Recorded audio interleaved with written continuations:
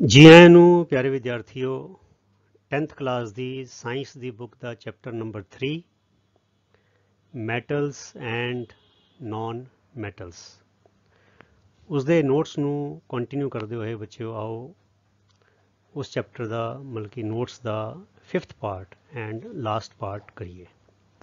ਇਸ ਵੀਡੀਓ ਦੇ ਨਾਲ ਇਸ ਚੈਪਟਰ ਦੇ ਸਾਰੇ ਨੋਟਸ ਖਤਮ ਹੋ ਜਾਣਗੇ।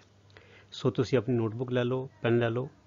ਸੋ ਨੋਟਸ ਸਕਰੀਨ ਤੇ ਬਣੇ ਹੋਏ ਨੇ, ਤੁਸੀਂ ਪੌਜ਼ ਕਰਕੇ ਵੀਡੀਓ ਨੂੰ ਕਾਪੀ ਕਰ ਸਕਦੇ ਹੋ ਤੇ ਨਾਲ ਜਿਹੜੀਆਂ ਗੱਲਾਂ ਬੋਲ ਕੇ ਸਮਝਾਈਆਂ ਜਾ ਰਹੀਆਂ ਉਹਦੇ ਵਿੱਚ ਵੀ ਨਾਲ ਤੁਸੀਂ ਆਪਣੇ ਨੋਟਸ ਸਾਈਡ ਤੇ ਐਡ ਕਰ ਸਕਦੇ ਹੋ। ਤੇ ਇਸੀ ਚੈਨਲ ਦੇ ਉੱਤੇ ਮੈਥ ਨੋਟਸ 10th ਕਲਾਸ ਦੇ ਮੈਥ 10th ਉਹਦੇ ਸਾਰੇ ਸੋਲੂਸ਼ਨ ਸੋਲਵ ਕੀਤੇ ਹੋਏ, ਐਕਸਪਲੇਨ ਕੀਤੇ ਹੋਏ, ਜਿਹੜੇ ਸਵਾਲ 2 ਜਾਂ 2 ਤੋਂ ਵੱਧ ਤਰੀਕਿਆਂ ਨਾਲ ਕੀਤੇ ਜਾ ਸਕਦੇ ਨੇ ਉਹ ਸਾਰੇ ਤਰੀਕਿਆਂ ਨਾਲ ਕਰਕੇ ਸਮਝਾਏ ਗਏ ਨੇ। ਤੇ ਇੱਕ ਹੋਰ ਪਲੇਲਿਸਟ ਹੈ ਮੈਥ ਸ਼ਾਰਟ ਟ੍ਰਿਕਸ, ਤੁਸੀਂ ਉਹਦਾ ਲਾਹਾ ਵੀ ਲੈ ਸਕਦੇ ਹੋ। ਗੁਣਾ ਛੇਤੀ ਕਿਵੇਂ ਕਰਨਾ ਹੈ, ਸਕੁਅਰ ਕਿਵੇਂ ਕਰਨਾ ਹੈ, ਠੀਕ ਹੈ। ਤੇ ਇੱਕ ਪਲੇਲਿਸਟ ਹੋ ਰਹੀ ਮੈਥ ਕਨਸੈਪਟਸ, ਉਹਦੇ ਵਿੱਚ ਵੀ ਕੁਝ ਲੈਕਚਰਸ ਪਾਏ ਗਏ ਨੇ ਜਿਹੜੇ ਮੈਥ ਦੇ ਕਨਸੈਪਟਸ ਨਾਲ ਰਿਲੇਟਡ ਨੇ। ਸੋ ਆਓ ਸ਼ੁਰੂ ਕਰੀਏ। ਰਿਫਾਈਨਿੰਗ ਆਫ ਮੈਟਲਸ, ਰਿਫਾਈਨਿੰਗ ਦਾ ਮਤਲਬ ਪਿਓਰੀਫਿਕੇਸ਼ਨ, ਠੀਕ ਹੈ।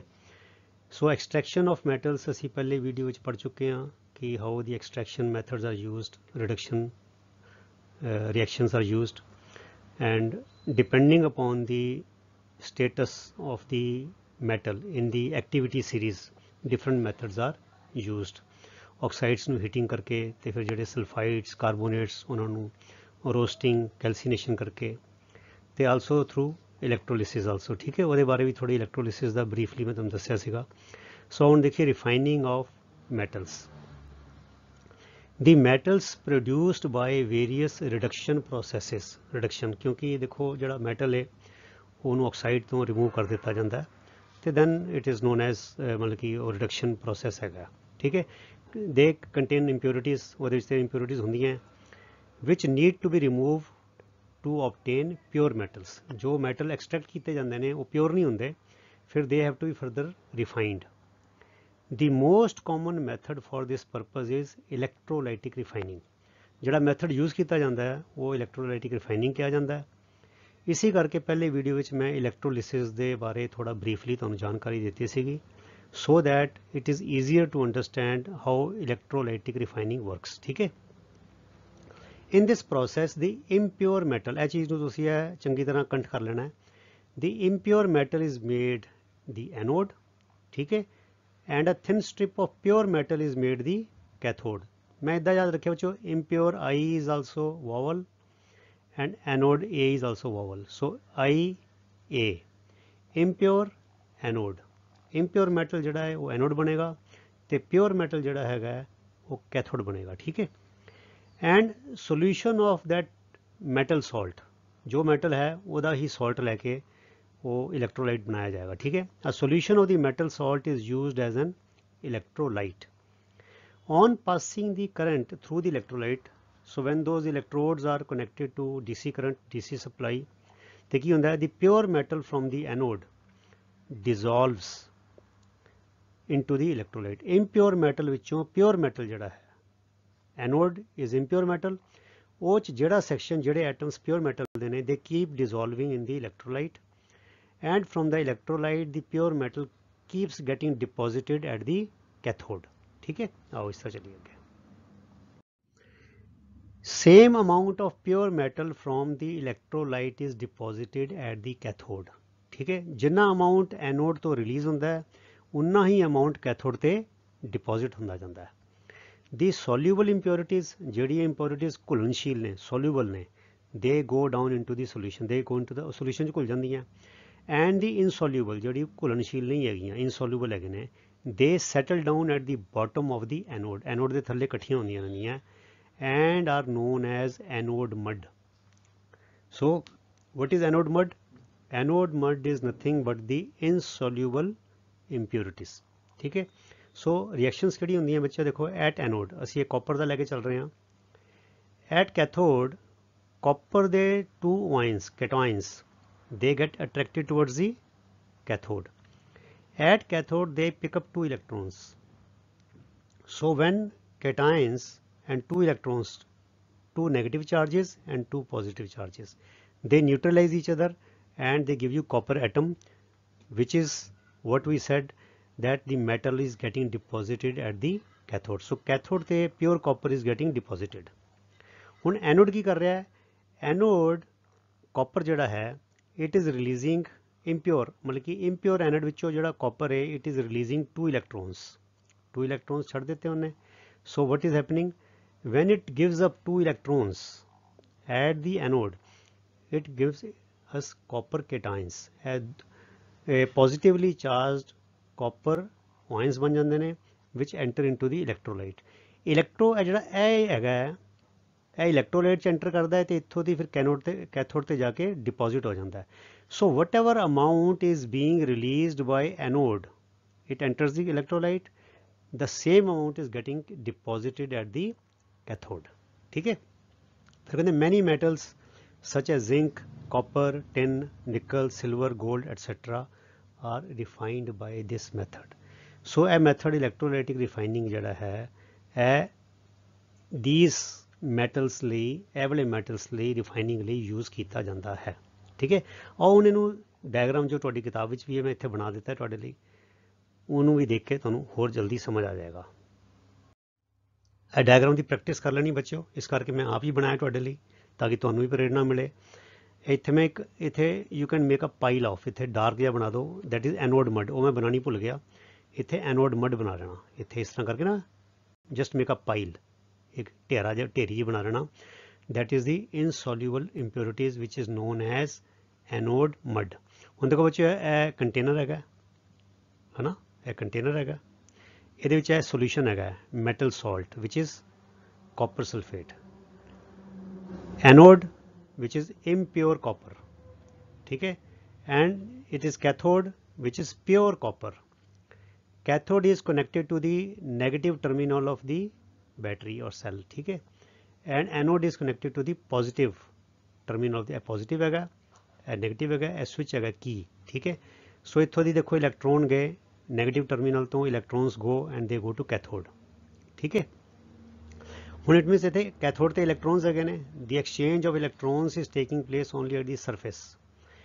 ਹੁਣ ਜਿਹੜਾ anode ਹੈ ਇਹਨੇ ਇਹ ਦੇਖੋ ਇਹ ਮਤਲਬ ਕਿ ions ਬਣ ਗਏ, copper 2 positive ones, copper cations, they go to the cathode.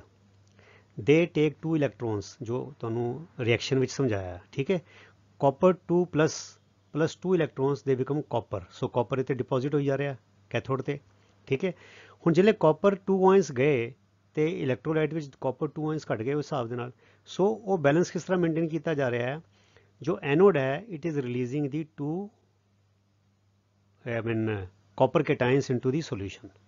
So whatever amount of copper ions is being released by anode, the same amount of copper ions is being deposited at the cathode.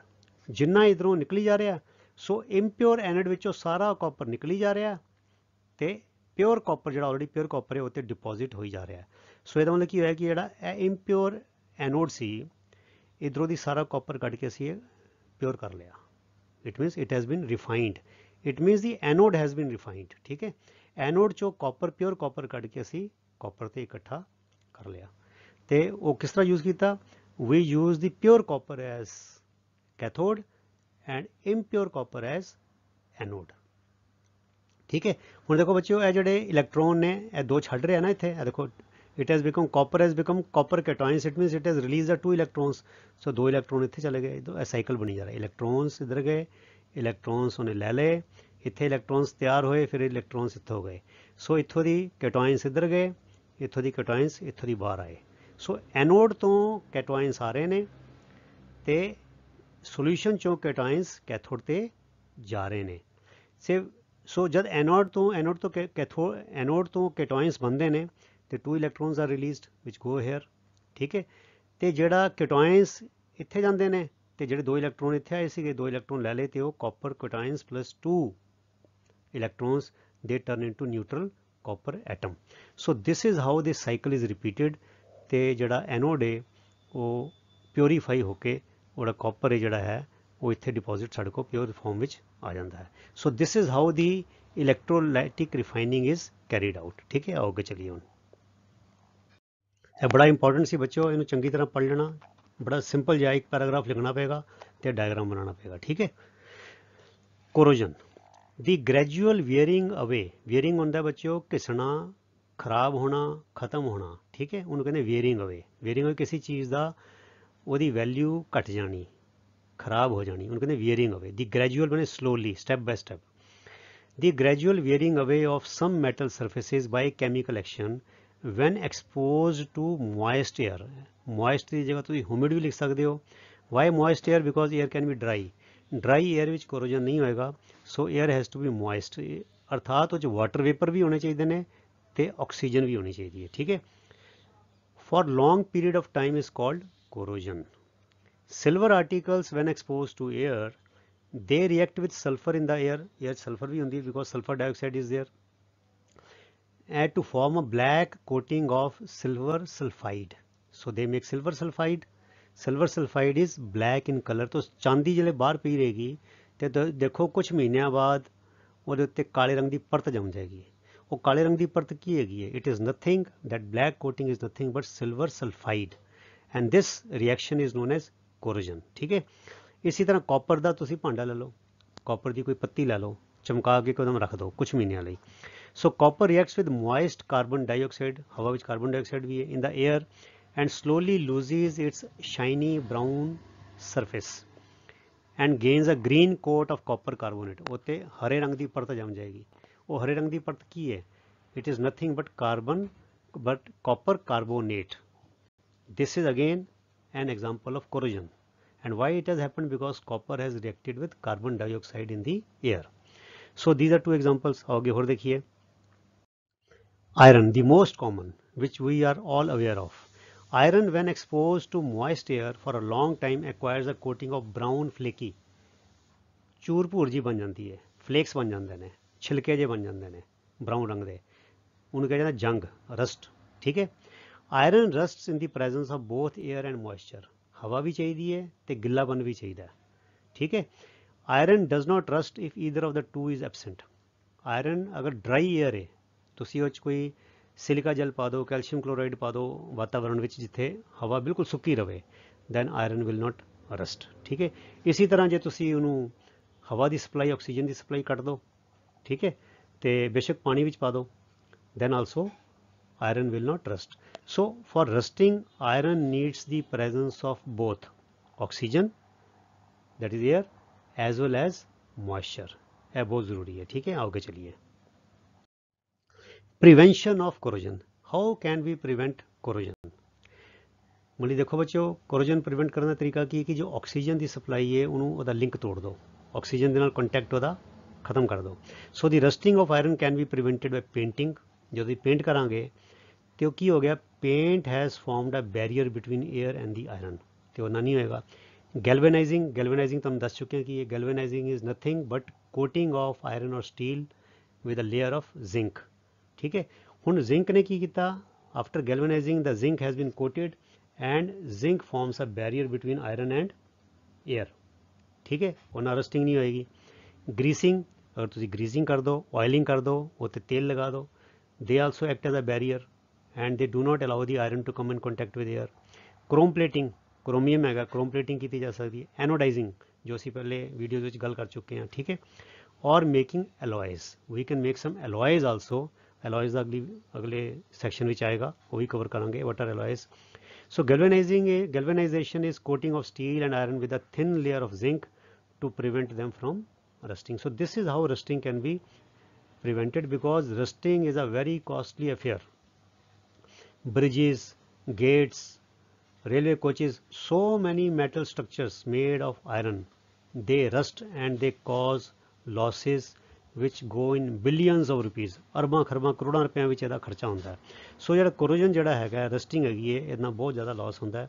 So preventing corrosion is one of the major, ਮਤਲਬ ਕਿ ਇੱਕ ਹੈ, it's a matter of study, ਇਹਦੇ ਬਾਰੇ ਖੋਜ ਹੁੰਦੀ ਰਹਿੰਦੀ ਹੈ। And the art of art of preventing the corrosion is being perfected day by day। ਇਹਨੂੰ ਵਧੀਆ ਤੋਂ ਵਧੀਆ ਕਰਨ ਦੀ ਕੋਸ਼ਿਸ਼ ਕੀਤੀ ਜਾਂਦੀ ਹੈ so that the rusting does not damage the equipment। ਠੀਕ ਹੈ, The galvanized iron is protected against rusting even if the zinc coating is broken। अगर zinc coating broken भी हो जाए तद भी वो ਜਿਹੜਾ galvanized iron है वो corrosion तो protected ਰਹਿੰਦਾ है। ਅੱਗੇ ਚਲੀਏ alloys। ਹੁਣ alloys ਦੀ ਗੱਲ ਆ ਗਈ। ਅਸੀਂ ਕਿਹਾ ਸੀ ਕਿ one of the ways of preventing corrosion is also using alloys। ठीक है। An alloy is a homogeneous mixture of two or more metals or a metal and a non-metal। मतलब कि जो metal है it's a alloy is nothing but a mixture of two or more metals or metal and non-metal। ਇਹਦਾ मतलब कि जो एक ingredient है ਹੋਰ extra जो mixing ਕੀਤੀ ਜਾਂਦੀ ਹੈ it could be non-metal as well। ठीक है। it is prepared by ਕਿਸ ਤਰ੍ਹਾਂ ਕੀਤਾ ਜਾਂਦਾ ਹੈ by first melting the primary metal। ਜਿਹੜਾ metal ਦਾ amount ਜ਼ਿਆਦਾ ਜਿਹੜਾ main metal ਹੈ ਪਹਿਲੇ ਉਹਨੂੰ melt ਕੀਤਾ ਜਾਂਦਾ ਹੈ and then dissolving the other elements in it in definite proportions। ਉਹਦੀ जो percentage है that has to be exact। ठीक है। it is then cooled to room temperature। फिर ਉਹਨੂੰ cool ਕੀਤਾ ਜਾਂਦਾ ਹੈ and the resulting जो mixture है मतलब कि जो अपना solidified mixture है that is our alloy। if one of the metals is mercury अगर ਉਹਨਾਂ ਵਿੱਚੋਂ ਜਿਹੜੇ metals ਨੇ use ਕੀਤੇ ਨੇ ਉਹਨਾਂ ਚੋਂ ਅਗਰ ਇੱਕ mercury ਹੋ ਜਾਏ then the alloy is known as an amalgam। ਇਹ ਯਾਦ ਰੱਖ ਲੈਣਾ fill in the blanks ਇੱਕ ਨੰਬਰ ਦਾ ਅੱਧੇ ਨੰਬਰ ਦਾ question ਆ ਸਕਦਾ ਹੈ कि what is an amalgam। in an alloy if one of the elements is mercury then that alloy is known as amalgam। amalgam ਦਾ ਮਤਲਬ ਹੀ ਹੈ ਕਿ one of the elements in that alloy is mercury। मतलब कि ਇਹਦਾ ਮਤਲਬ ਜਿੱਥੇ mercury ਹੋਏਗਾ ਉਸ alloy ਨੂੰ ਫਿਰ amalgam ਕਿਹਾ ਜਾਏਗਾ। ठीक है। alloying is a method of improving the properties of a metal। ਇਹਦੇ ਨਾਲ ਕਿਉਂ ਕੀਤਾ ਜਾਂਦਾ ਹੈ because by doing this we improve upon the existing properties of the metal। ਤੇ ਦੂਜਾ ਕੀ ਹੈ also getting the desired properties। मतलब कि ਮੈਨੂੰ ਕੁਝ ਹੋਰ ਚਾਹੀਦਾ ਉਹਦੇ ਚੋਂ ਕੰਮ which that metal cannot perform so I make alloy to get the desired properties। so ਦੋ purpose ਨੇ ਇੱਕ ਤੇ alloying is done to improve the properties ਤੇ ਦੂਜੀ ਗੱਲ ਹੈ to get some other desired properties। ठीक है। आगे चलिए ओके फॉर एग्जाम्पल ਹੁਣ एग्जाम्पल है किस तरह आयरन दो वाइडली यूज्ड मैटल बड़ी जगह यूज किया जाता है रेलवे ट्रैक्स से कोचिज से ट्रकों ਵਿੱਚ ਬੱਸਾਂ ਵਿੱਚ ਟੂਲਸ ਵਿੱਚ ਗੇਟਸ ਵਿੱਚ ਬ੍ਰਿਜਸ ਵਿੱਚ ਕ੍ਰੇਨਸ ਵਿੱਚ ਹਰ ਜਗ੍ਹਾ ਸ਼ਿਪਸ ਵਿੱਚ everywhere iron is very widely used but it is never used in pure state। Iron ਕਦੀ ਵੀ ਆਇਰਨ ਦੀ ਜੋ ਨੈਚੁਰਲ ਫਾਰਮ ਹੈ ਉਹਦੇ ਵਿੱਚ ਯੂਜ਼ ਨਹੀਂ ਕੀਤਾ ਜਾਂਦਾ। why this is because pure iron is very soft and stretches easily when hot। मतलब ये है समस्या है it has got this limitation it is very soft when it is hot and it stretches very easily it undergoes a change in shape। ठीक है। but it becomes hard and strong when mixed with a small amount of carbon। देखो बच्चों ਹੁਣ कितना amount है just 0.05% only 0.05% carbon add कर दो they that same iron which is soft and stretches easily when hot it becomes very hard and strong। ठीक है। when iron is mixed with nickel and chromium ਤੇ nickel और chromium add कर दो so we get stainless steel which is hard and does not rust। ਹੁਣ ਸਾਡੇ ਘਰਾਂ ਵਿੱਚ ਸਟੀਲ ਦੇ ਚਮਚ ਹੁੰਦੇ ਨੇ ਸਟੀਲ ਦੇ ਪਤੀਲੇ ਹੁੰਦੇ ਨੇ ਸਟੀਲ ਦੀਆਂ ਥਾਲੀਆਂ ਹੁੰਦੀਆਂ ਨੇ ਇਹ ਸਾਰੇ what is this it is iron ਪਰ ਉਹਦੇ ਵਿੱਚ ਕੀ ਹੈ ਨਿਕਲ ਜਾਂ ਕ੍ਰੋਮੀਅਮ ਐਡ ਕੀਤਾ ਹੋਇਆ ਹੈ so it is not pure iron it is an alloy of iron। ਜੇ ਇਹਦੇ ਵਿੱਚ ਹੋ ਸਕਦਾ ਨਿਕਲ ਐਡ ਕੀਤਾ ਹੋਵੇ ਕ੍ਰੋਮੀਅਮ ਜਾਂ ਕੁਝ ਹੋਰ ਐਡ ਕੀਤਾ ਹੋਵੇ by adding that same metal same जो iron सीगा it becomes not only shiny it becomes rust proof it does not rust। ठीक है। so आगे चलिए okay thus the properties of a metal change if the metal is mixed with some other substance। very obvious ਗੱਲ ਹੈ ਜਦ ਤੁਸੀਂ ਉਹਨੂੰ original ਨੂੰ ਕੁਝ ਉਹਨੂੰ modify ਕਰ ਦਿੱਤਾ ਹੈ ਤੇ ਨੈਚੁਰਲੀ ਉਹ ਜਿਹੜੀ ਉਹਦੀ original properties ਹੈ metal ਦੀਆਂ ਉਹ ਤੇ ਰਹਿਣਗੀਆਂ ਨਹੀਂ ਕੋਈ properties change ਹੋ ਜਾਣਗੀਆਂ it is but natural। ठीक है ना। so when you add some other element other metal then that alloy undergoes some changes in the properties। ਉਹ ਕਿਹੜੀ properties ਨੇ ਜਿਹੜੀਆਂ ਆਮ ਸਾਨੂੰ ਪਤਾ ਹੋਣੀ ਚਾਹੀਦੀਆਂ ਦੇਖ ਲਈਏ the electrical conductivity and melting point of an alloy is less than that of pure metals। ਇਹ ਬੜੀ ਇੰਪੋਰਟੈਂਟ ਗੱਲ ਹੈ ਬੱਚਿਓ ਇਹ ਸਵਾਲ ਆ ਵੀ ਸਕਦਾ ਐਗਜ਼ਾਮਪਲ ਵੀ ਆ ਸਕਦੇ ਨੇ ਤੈਨੂੰ ਅੱਛੀ ਤਰ੍ਹਾਂ ਸਮਝ ਲਓ ਕਿ ਜੋ alloy ਬਣੇਗਾ ਉਹਦੀ ਇਲੈਕਟ੍ਰੀਕਲ ਕੰਡਕਟੀਵਿਟੀ ਤੇ ਉਹਦਾ ਮੈਲਟਿੰਗ ਪੁਆਇੰਟ ਓਰੀਜਨਲ ਮੈਟਲ ਨਾਲੋਂ ਘੱਟ ਹੋਏਗਾ। ਠੀਕ ਹੈ। It will be lesser than that. For example ले लिए copper, zinc and tin, they are conductors of electricity. copper भी conductor है good, zinc भी ते tin भी, ठीक है. but brass is an alloy of copper and zinc. देखो copper zinc है, copper zinc दा.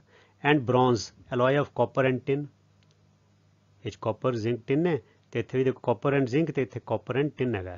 so in brass there is an alloy of copper and zinc and bronze is alloy of copper and tin. they are not good conductors of electricity. copper, zinc and tin मतलब कि ਇਹ ਜਿਹੜੇ ਦੋਨੋਂ ਨੇ brass and bronze as compared to copper, zinc and tin, as compared to these three, they are poor conductors of electricity.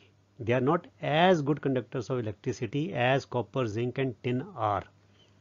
So this is the proof कि alloy ਜਿਹੜਾ ਹੋਏਗਾ ਉਹਦੀ ਇਲੈਕਟ੍ਰੀਕਲ ਕੰਡਕਟਿਵਿਟੀ ओरिजिनल ਮੈਟਲ ਨਾਲੋਂ ਘੱਟ ਹੋਏਗੀ. ਠੀਕ ਹੈ. ਅਗਲੀ ਗੱਲ ਮੈਲਟਿੰਗ ਪੁਆਇੰਟ ਦੀ ਗੱਲ ਕਰ ਲਈਏ. ਸੋਲਡਰ, ਸੋਲਡਰਿੰਗ ਆ ਨਹੀਂ ਹੁੰਦਾ ਬੱਚੋ, ਤੁਸੀਂ ਦੇਖਣਾ ਬਿਜਲੀ ਵਾਲੇ ਤਾਰਾਂ ਨੂੰ ਟਾਂਕਾ ਲਾਉਂਦੇ ਨੇ ਜਿਹੜੇ, ਸੋਲਡਰ ਉਹਨੂੰ ਕਿਹਾ ਜਾਂਦਾ ਸੋਲਡਰ.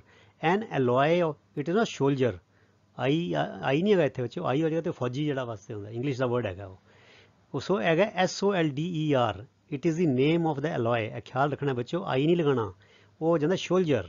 ਸ਼ੋਲਜਰ ਹੁੰਦਾ ਫੌਜੀ ਹੈ ਨਾ, ਉਹਨੂੰ ਫੌਜੀ ਕਹਿੰਦੇ ਆਪਾਂ, ਜਿਹੜਾ ਸਿਪਾਹੀ ਹੁੰਦੇ ਨੇ, ਫੌਜੀ ਹੁੰਦੇ ਨੇ. ਸੋ ਹੈਗਾ ਸੋਲਡਰ, ਹੈਗਾ solder.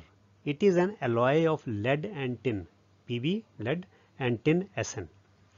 It has a low melting point. ਹੁਣ ਦੇਖੋ ਲੈਡ ਦਾ ਮੈਲਟਿੰਗ ਪੁਆਇੰਟ ਜ਼ਿਆਦਾ ਹੋਏਗਾ, ਟਿਨ ਦਾ ਜ਼ਿਆਦਾ ਹੋਏਗਾ, ਪਰ ਜਿਹੜਾ ਇਹਨਾਂ ਦਾ ਐਲੋਏ ਹੈਗਾ ਸੋਲਡਰ, ਇਹਦਾ ਮੈਲਟਿੰਗ ਪੁਆਇੰਟ ਬਹੁਤ ਘੱਟ ਹੈ. ਹਲਕਾ ਜਿਹਾ ਉਹਨੂੰ ਤਾਰ ਨਾਲ ਹੀਟ ਨਾਲ ਲਗਾਓ, ਮਿਲਟ ਕਰ ਜਾਂਦਾ. And it is used for welding electrical virus together.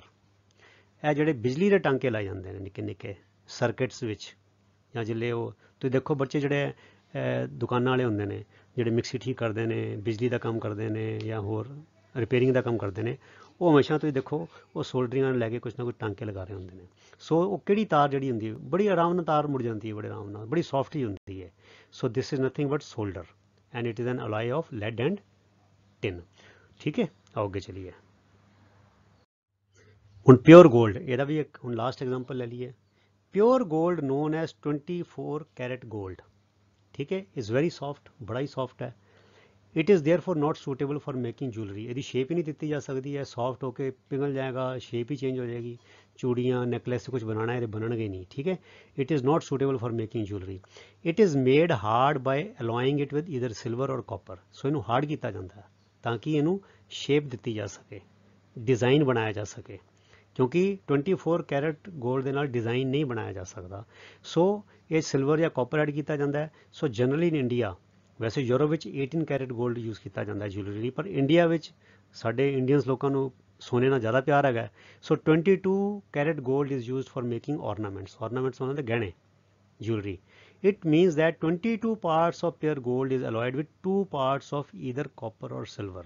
ਹੁਣ ਬੱਚੋ 24 कैरेट ਬਾਰੇ ਮੈਂ ਥੋੜਾ ਤੁਹਾਨੂੰ ਦੱਸ ਦਵਾਂ, ਇਹਨੂੰ ਕਿਵੇਂ ਮਤਲਬ ਕਿ ਇਮੇਜਿਨ ਕੀਤਾ ਜਾ ਸਕਦਾ ਹੈ.